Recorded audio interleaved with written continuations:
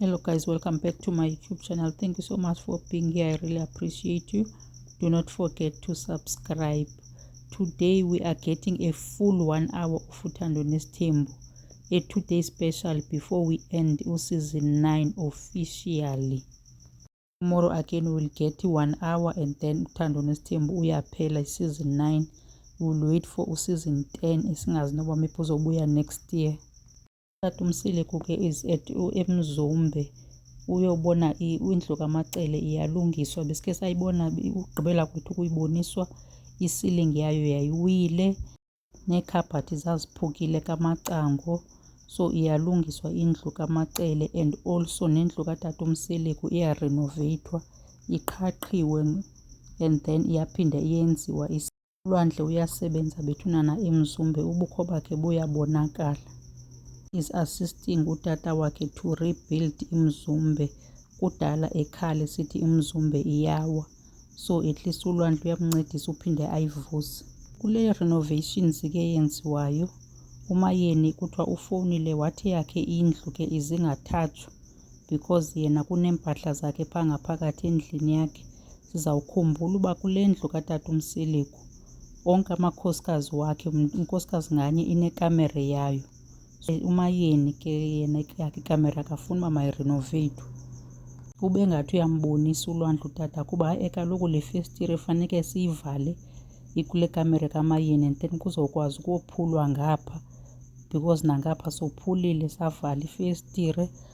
Wathi utata uMseleku makayeke ngoba yena akasafuni uthetha, uthethe kakhulu uMayeni ngale ndlu yakhe, so wathi makayiyeke injalo ngale ndlela iyiyo. Iye ndazicingela ke xa ndiyibona le nto yophuliweyo apha, ndazi kuphulwa ngapha kuvalwa ngapha kuphulwa idonga ngapha, kwenziwani kahle kahle apha? What if kufakwa ikamera kamakhwela because xa kusophulwa ngapha kumayinaswa ngapha kusithini kuphulwa namadonga. Mhlawumbi nyhani kwenzela umakhwela ikamera naye azokwazi uba abe nekamera yakhe kule ndlu katata uMseleku because amanye amakhosikazi anekamera, so maybe kufakelelwe ikamera for umakhwela. Ke bona khange batsho, yinto nje bendizicingela yona mna xa ndibona lo mophulo ungaka wenziwayo, lo msebenzi ungaka.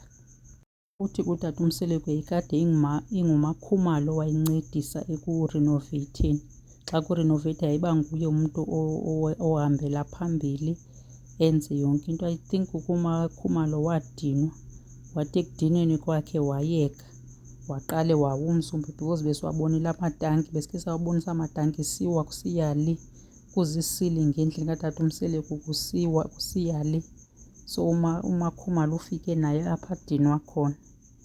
Khulu umsebenzi owenziwe ngulwandle apha bethunana, into entle iyanconywa.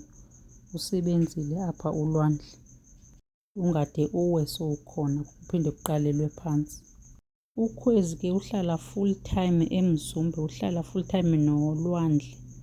Mna all along bendisithi uyeza nje avizite aphinde ahambe, kodwa utata uMseleku uyikhonfimile namhlanje uba uhlala eMzumbe and then uhlala naye ulwandle, kodwa kakayithandi into yoba anxibe iibhrukhwe eseMzumbe because eMzumbe kukho Gokflow. But akakazuyithini loo nto leyo because akho nto bayenzile, akho nto bahlawulanga. And bakhe bayithetha ke nolwandle into yohlawula, but ulwandle uyayicinga into yoba akazukwazi uba kuqale ngohlawula, kukho nento ye-DNA.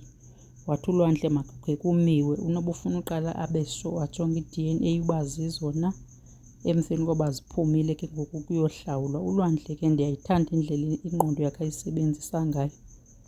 Bendizibuza ke ulwandle uba nje behlala eMzumbe uhlala phi.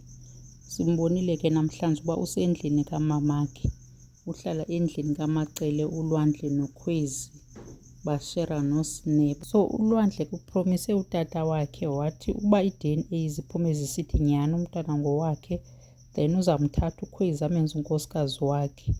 Kuyakhulwa bethunana ulwandle, sebayakhula, seyizoba ngabo abantu abazawuthekha over eMzumbe bahlala namakhosikazi wabo. Bathi bephuma abanye bayangena abanye, soze iMzumbe ihlale empty.